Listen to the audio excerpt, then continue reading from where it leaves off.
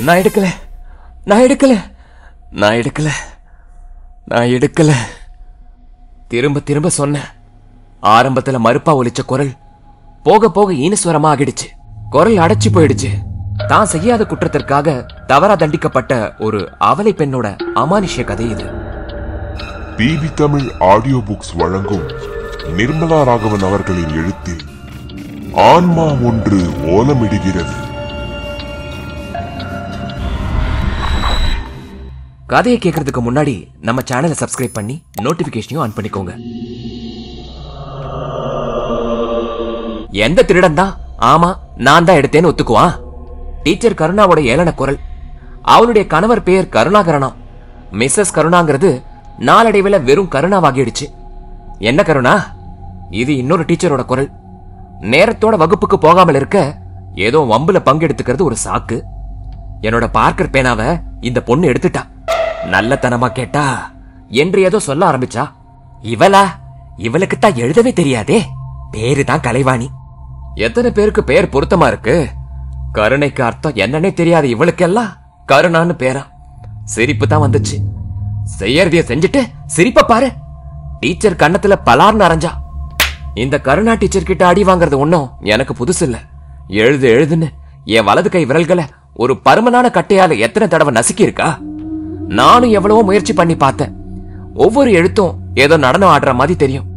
எப்படி அதை படிக்கிறது, என்ன எழுதுறது, அதெல்லாம் எனக்கு ஒண்ணுமே புரியல. ஒவ்வொரு வகுப்பிலும் நான் தான் கடைசி.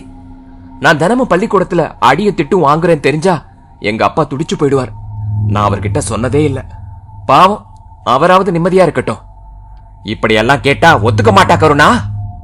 அதுக்கப்புறம் நடந்ததெல்லாம் யாருக்கும் நடந்தது மாதிரி இருக்கு. கெமிஸ்ட்ரி லேபுக்கு பக்கத்துல இருந்த ரூம்ல என்ன தள்ளி கதவை வெளியில பூட்டுறாங்க. ஒரே இருட்டு. ஜன்னல் இல்லாததால மூச்சு முட்டுது. எத்தனை நேரம் அங்க இருந்தேனோ. கண்முழிச்சு பார்த்தப்ப அப்பாவும் பாட்டியும் கவலையா என்னையே பார்த்துட்டு இருந்தாங்க. கலை, என்னமா ஆச்சு? நீ ஸ்கூல்ல மயக்கம் போட்டுட்டியா அப்படின்னாரு அப்பா ரொம்ப கவலையா. அந்த நல்ல டீச்சர் தான் உன்னை வீட்டுல கொண்டு விட்டுட்டு போறாங்க அப்படின்னாங்க என்னோட பாட்டி. நடந்தது எல்லாம் என்னோட நினைவுக்கு வந்தது. நான் எடுக்கலப்பா அப்படின்னு சொன்னேன். அழுகையா வந்தது. எதையோ பார்த்து பயந்து போயிருக்கு அப்படின்னு என்னோட பாட்டி அவங்களே ஏதோ அனுமானம் பண்ணிக்கிட்டாங்க. முதல்ல சூடா மயில குடி, எழுந்துரு. இப்ப ஒண்ணும் வேணாம் பாட்டி, நான் தூங்குறேன் அப்படின்னு சொல்லிட்டு எழுந்தவ அப்பாவையும் பாட்டியும் இறுக கட்டி பிடிச்சுக்கிட்டேன். கலை என்னம்மா? அப்பா பதறி போயிட்டாரு. வயசுக்கு வந்த இந்த 2 வருஷமா நான் அப்பாவை தொட்டது கூட கிடையாது. எனக்கு உங்க 2 பேரையும் ரொம்ப பிடிக்கும்பா. என்னோட துக்கத்தை மறைச்சு சிரிக்க முயற்சி பண்ண. அதுக்கப்புறமா என்னோட ரூமுக்குள்ள போய் கதவை தாப்பால் போட்டுக்கிட்டேன். மறுபடியும் இருட்டு. என்ன சுத்திலும் 4 பக்கத்திலையும் கருப்பா கெட்டி சுவரு. எந்த பக்கம் போனாலும் இடிக்குது. மிரண்டு போய் என்ன காப்பாத்துங்களே அப்படின்னு கத்துற. நீயும் தற்கொலை கேசா அப்படின்னு ஒரு குரல் லேசான சிரிப்போட. தற்கொலையா? நான் செத்துட்டேனா? ஐயோ, அப்பா துடிச்சு போவாரே. என்னோட வீட்டை பார்க்க முயற்சி பண்ற, முடியல. பயங்கரமான அந்த இருட்டுல அடப்பட்டு கிடக்குறேன். என்னோட ஆத்மா சாந்தி அடைய பூஜை பண்றாங்க. எனக்கும் அந்த இருட்டுல இருந்து விடுதலை கிடைக்குது. வீட்டு வாசல்ல நியூஸ் பேப்பர் கிடக்கு. பக்கத்திலேயே என்னோட போட்டோ. இப்பவும் படிக்க முடியலதான். ஆனா என்ன எழுதியிருக்குன்னு என்னால கெஸ் பண்ண முடியுது. ஆசிரியையால் திருட்டு பட்டம் சுமத்தப்பட்ட மாணவி தூக்கு போட்டுக் கொண்டு இறந்து போனாள். அப்பா கதறிக்கிட்டு இருந்தாரு. கண்ணு, கண்ணு, ஏமா இப்படி ஒரு காரியம் செஞ்சுக்கிட்ட? நீ நல்ல பொண்ணுன்னு எனக்கு தெரியாதா? எடுக்கலன்னு நீ வேற தனியா சொல்லணுமா? நீ சொன்னப்ப புரியாம போச்சே. கருணா டீச்சர் மட்டும் நிம்மதியா இருக்கலாமா? நினைச்ச உடனே அவ வீட்டுக்குள்ள நுழைஞ்ச. பீரோல அடுக்கி வச்சிருந்த புடவைகளுக்கு நடுவுல இருந்தது என்னோட உயிரை பறிச்ச அந்த சிவப்பு கலர் பார்க்கர் பேனா. என்ன மாதிரியே கருணா டீச்சரும் அதிர்ச்சியானது எனக்கு தெளிவா தெரிஞ்சது. சுத்துமுத்தும் பார்த்தவ அத ஒரு புடவைக்குள்ள சொருகி நல்லா மறைச்சு வச்சுட்டா. இவ செஞ்ச கொடுமையால, அதனால் அடைஞ்ச பயத்தால என்ன செய்யறோம்னு சரியா புரியாமலேயே என் உயிரை நானே எடுத்துக்கிட்டேனே. ஆனா அந்த நிலையிலயும் ஒரு சின்ன திருப்தி. உயிரோட இருக்கும் போது செய்ய முடியாததெல்லாம் இப்ப செய்யலாம். நான் தொடாமலேயே எந்த பொருளையும் இடமாத்தி வைக்க முடியுமே. கொஞ்ச நேரம் கழிச்சு புடவைகளுக்கு பின்னால கையை விட்டு தேடுனா கருணா. பதட்டத்தோட சமையல் அறைக்குள்ள போனவ அங்கிருந்த டேபிள் மேல கிடந்த பேனாவை பார்த்தா பயத்தால மூச்சை உள்ள இழுத்துக்கிட்டது எனக்கு நல்லாவே கேட்டுச்சு. வேணும், நல்லாவே வேணும். பயம்னா என்னன்னு இவளுக்கு மட்டும் தெரிய வேணாமா? ஏதோ நெருப்பு தொடுற மாதிரி அத ஒரு விரலால தொட்டு பார்த்தா தான் பாக்குறது நிஜம்தானா அப்படிங்கறத உறுதிப்படுத்திக்கிறதுக்காக அந்த பேனாவை எடுத்து டிராயர்ல பூட்டி வச்சுட்டா நாம தான் கை மறதியா அத அங்க வச்சிருக்கணும் அப்படின்னு நினைச்சிருப்பா. முட்டாள். மறுநாள் காலையில கருணா அந்த டிராயரை திறந்து பார்த்தப்போ அவளோட முகம் போன போக்க பார்த்து ரசிச்சேன். இன்னைக்கு பூரா அவன் தேடட்டும் அப்படின்னு தான் முதல்ல நினைச்சேன். அதுக்கப்புறம் அதை மாத்திக்கிட்டேன். எல்லா இடத்துலயும் தேடிட்டு ஸ்கூலுக்கு கிளம்பிட்டா கருணா. இதுக்கு தானே காத்துட்டு இருந்தேன். ஊட்டி வச்ச பேனா த செருப்புக்குள்ள எப்படி வந்ததுன்னு நல்லா குழம்பட்டும். அவ கொஞ்சம் கூட எதிர்பாராத இடங்கள்ல அந்த பேனா முளைச்சுக்கிட்டே இருந்தது.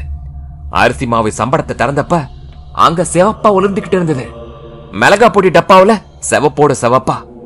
எவ்வளவுதான் பத்திரப்படுத்தினாலும் அதுக்கு கால் முளைச்சது. கருணாவுக்கு புது கவலை. ஒருவேளை பள்ளிக்கூடத்துல சேர்ல இல்ல வேற எங்கேயாவது வந்துட்டா, வெளியே வந்து குதிச்சு தன்னை காட்டி கொடுத்துட்டா தன்னோட நிலைமை என்ன ஆகும்? நடுங்கிற கையோட அடிக்கடி பேக திறந்து சோதனை போட்டா நிம்மதியே போயிடுச்சு. இந்த வீட்டுல பேய் இருக்குங்க, வீடு மாத்திரலாம் அப்படின்னு படபடப்போட அவ சொன்னதை கேட்டு சிரிச்சான் மிஸ்டர் கருணா. அவன்தான் அந்த கருணா டீச்சரோட புருஷன். நடந்தத அவ சொல்ல கேட்டு பேனா கிடைச்ச விஷயம் வெளியில தெரியக்கூடாது, நீ மாட்டிப்ப அப்படின்னு ரொம்ப எச்சரிக்கையோட சொன்னான். அதை தூக்கி குப்பையில போடு. அந்த பாழா போன பேனாவுக்காக என் உயிரை வாங்கினவ நல்ல பார்க்கர் பேனா எவ்வளவு ஆசையா வாங்கினது அப்படிங்கிறா. அப்போ கொலை குத்தத்துக்காக ஜெயிலுக்கு போக போறியா அப்படின்னு கத்துனவ எங்க அந்த சனிய கொடு, இப்பவே நெருப்புல போட்டுற அப்படின்னு குரலை உயர்த்தி பேசினா. அவ்வளவு சீக்கிரம் அவளை தப்பிக்க விட்டுருவேனா? இங்கதானே வச்சேன் அப்படின்னு குழப்பத்தோட அவ டேபிள் மேல தேட ஆரம்பிச்சிட்டா. என்னால எழுதவோ படிக்கவோ முடியாம போனது பிறவிலேயே என் மூலையில இருந்த ஏதோ கோளாறுனால அப்படிங்கறது கூட தெரியாத இவளெல்லாம் டீச்சர் வேலைக்கே ஒரு களங்கம். நான் ரொம்ப வருஷமா அடக்கி வச்சிருந்த பயமும் துக்கமும் வெறுப்பா மாறிடுச்சு. மாச கணக்குல நான் பேனா கருணா 3 பேர் விளையாடின இந்த விளையாட்டுல கடைசியில நான் தான் ஜெயிச்சேன். மனநிலை சரியில்லை அப்படிங்கிற காரணத்தோட வேலையில இருந்து தூக்கிட்டாங்க கருணாவ. எனக்கு பொய்யா திருட்டு பட்டம் சுட்டினவள, வெறிச்ச பார்வையோட ஒரே இடத்துல உட்கார்ந்து இருந்தவளை விவாகரத்து பண்ணிட்டு இன்னொரு கல்யாணம் பண்ணிக்கிட்டான் மிஸ்டர் கருணா. எனக்கு இனிமே அங்க என்ன வேலை? அப்பாவை பார்க்கணும் போல இருந்தது. அங்கிருந்து ஓடுன.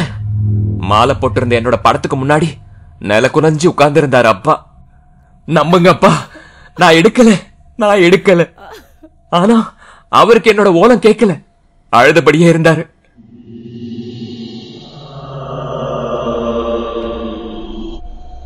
கதாசிரியரின் குறிப்பு: இளம் பருவத்தில் திடீர் மரணம் அடைந்தவர்கள் பொருட்களை இடம் மாற்றி வைப்பார்களாம், சில சமயம் விளையாட்டாக.